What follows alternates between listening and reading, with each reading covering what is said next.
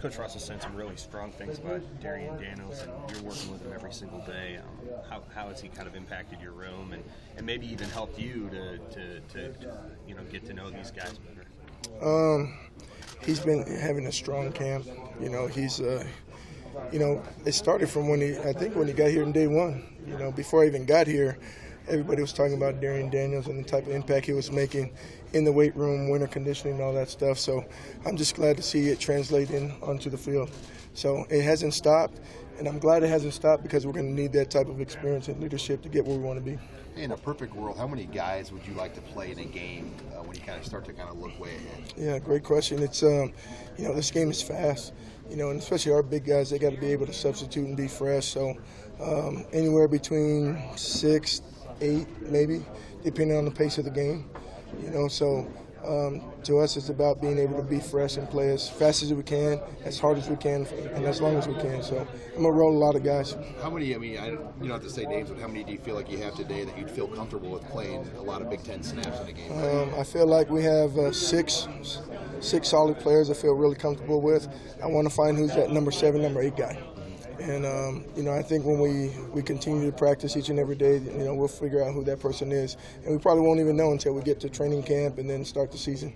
What's the challenge, I guess, for your group, especially when you're having to match with an offense like Scott Frost and it's so up-tempo?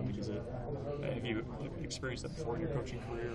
Or Yeah, they're fast. I think the game nowadays, everybody's pretty much fast tempo, so these young kids, they're kind of used to this type of tempo now and the type of training. It's not like when I was growing up, you're getting two running backs and 2 tight ends. The game's kind of flipped now. When you bring out 2 tight ends and 2 backs, the kids are like, what is this?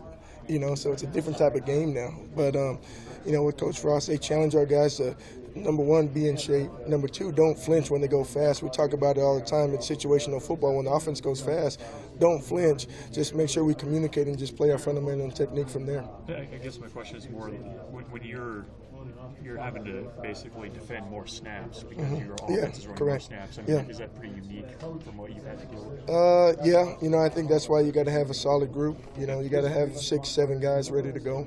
I talk to the guys all the time. It's about having a solid group of guys that can come in and play in waves. So you got your first group going in. I really don't see a starting group. I see 6 guys being the starters.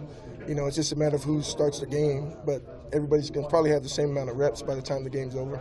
Daman Daniels was effective in the limited snaps he got, but his conditioning was kind of an issue. Have you seen him make a big jump in that department where you could play him, more than 10, 15 snaps a game? Daman? Not in a row, but, he's working. I'd say he's a drag car racer. He burns gas really fast, and some guys, big guys are like that, so we just got to make sure we do a good job of taking care of him. He's really putting a big effort in terms of trying to push himself to, push his threshold from 3 good plays in a row to try to get to 5. And that's something I talked to him about. I said, because after 3, there's a big drop-off for him, and he knows that, and we know that up front. And so when teams try to scheme him, say, anytime 93's in, let's try to get him tired right away, try to throw screens and all that, make him run sideline to sideline to take away what he does best, because when you're trying to run the ball inside, he's going to be a beast for us. So he's trying to push himself to get to about 5 plays, which is great. Then we can bring in the next guys in the center. Who's been working nose for you this spring? Damian, Vaha Vainuku, he's doing a good job for us. He's doing a really good job playing the third nose guard for us. And then Finn Anderson is actually doing a really good job too as well. The hard part about it is so many guys are competing really, really hard. There's not enough reps for everybody. So I tell the guys all the time, it's not about the amount of reps you get, it's about the quality of reps. What are you going to do with the reps that you have? So the guys are really taking pride in what they get. Yeah, but Nuku came in kind of with a lot of rust, like injuries, and it took him a while last year. Have you seen him make a big jump? Yeah, he's making big improvements. He's getting a lot better with his hands, being able to strike. He's very solid, very strong. He's aggressive in the run game, so we're going to need that from him.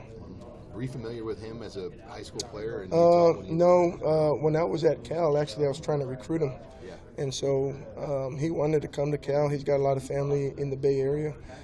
It just didn't work out where we were able to get him, so he came to Nebraska. And then when I came here, I texted him. I said, man, we're going to finally join together and join forces. So I'm glad it worked out the way it did, because he's besides being a really good football player, he's an awesome guy in the room. get your family all moved to Lincoln yet?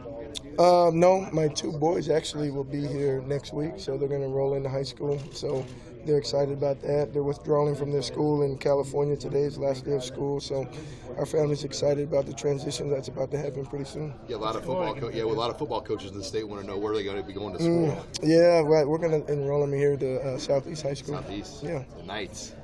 Yep. Like that. Yeah.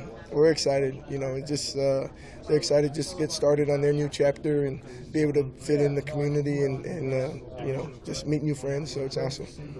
What's been your biggest surprise here since moving to Nebraska and I guess fitting into a different way of life here? Football makes it real easy because it's just, the best part about this job is being around people, and I love being around people, and the guys make it really, really fun. So to me, that's the best part of it. Just being able to come in and get to know my players a lot better. When I go home, I can't wait to see them. That's like my family, my kids, man. So I go home and I just can't wait till it hits 5 in the morning so I can come back and see the guys again. So I don't know if they feel the same way, but that's how I feel about those guys.